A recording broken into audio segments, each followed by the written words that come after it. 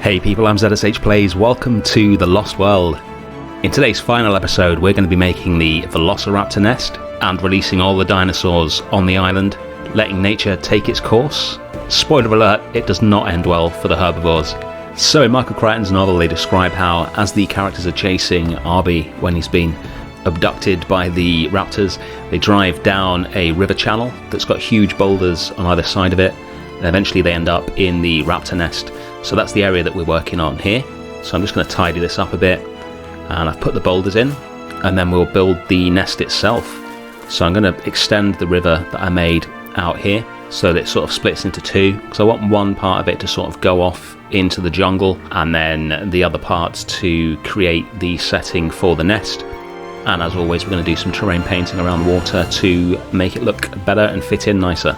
So the reason that the raptors built their nest here is because as the Apatosaurs and the other dinosaurs are dying from the disease that's infecting them, they are occasionally getting washed downriver, and this is where they end up. So the raptors have built their nest here, as I understand it, to enable them to have a nice easy source of enormous amounts of food. I'm not entirely sure where the water ends and the land begins. They're obviously not going to build a nest actually in a river. That's going to be inconvenient, but it must be very close to where the water ends, otherwise the Apatosaurs' bodies aren't going to end up there. So this is what I'm creating here, trying to simulate a sort of maybe a dried up lake or riverbed, which is where they've decided to make their nest. We'll get a bit more water in to simulate where the water ends and where the nest begins, and get rid of as much of the foliage as possible as well, give it a nice dry look. And then I'm going to build the skeleton of an Apatosaur, which is going to be a challenge because all I've got to work with is the rocks, but we will see how that goes. I'm going to try and build a giant Apatosaur skeleton as the centerpiece of the nest, which you'll be able to see from the air, which should look pretty cool when it's done within the limitations of only having these rocks to use. It's a bit larger than the Apatosaurs in the game. I moved one down here for scale, but I couldn't get one that size using these rocks. I mean, these are some pretty hefty vertebrae right here, but I've done my best and got it as close to the size of the Apatosaurs as possible. It's always fun trying to build stuff like this in the game. I don't use mods on this channel, as I've mentioned before, so it really is a challenge to try and use the limited resources we've got in the way that the game allows you to use them to try and build something cool.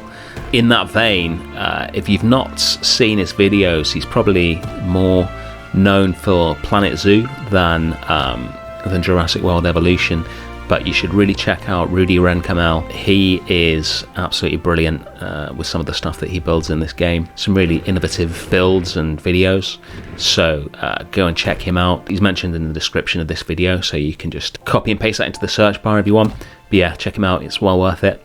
So we're getting on quite nicely here. Just checking how it looks from up above. Obviously from super close up down on the ground, it is going to look pretty much like some rocks arranged in the shape of an Apatosaur, because that's what it is. But what I'm trying to get is so that from up above and from a distance, it really does look like an Apatosaur skeleton, because that is one of the key features of the raptor nest in the novel. So just going to put some rib bones in here and legs, etc. Just a matter of finding the right rock and then rotating, spinning, etc. until you get it to be the shape that you want above the ground to represent the different types of bones in the skeleton. There's the Apatosaur for scale. Would have used a banana, but would have been a bit small. I really wanted to do something like this in the Velociraptor Valley in my Jurassic Park build, but I figured that the staff would have noticed that one of the Apatosaurs was now just a skeleton on the other side of the park, so I didn't do it. And speaking of building Jurassic Park, if you are enjoying this, please remember to hit the subscribe button and go and check out my Building Jurassic Park series, which I think you will enjoy.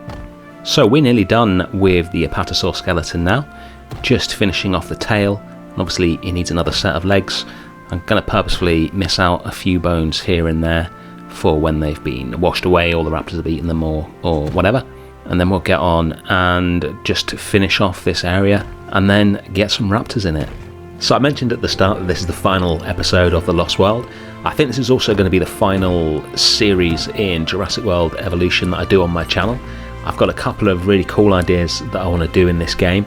I think in future I'm going to do longer one-off episodes rather than lots of really short episodes to make up a series, because I think they're going to work better in that format for the ideas that I've got. So plenty more Jurassic World Evolution 2 to come on this channel, and I really hope you like the other ideas I've got, which are going to be my own ideas rather than recreating the books, but that will be coming up on my channel very shortly.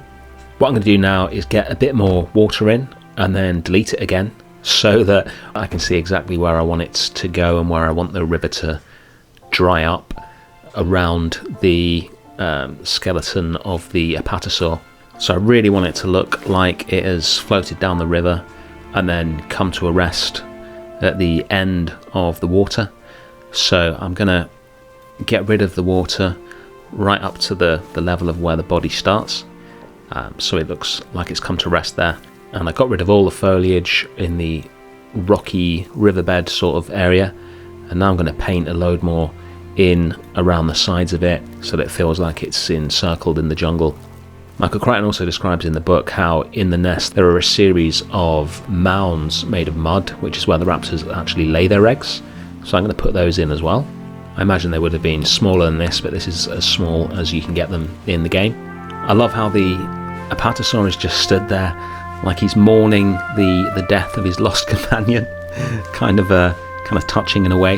The cinematics at the end of this video are less touching and more visceral, shall we say.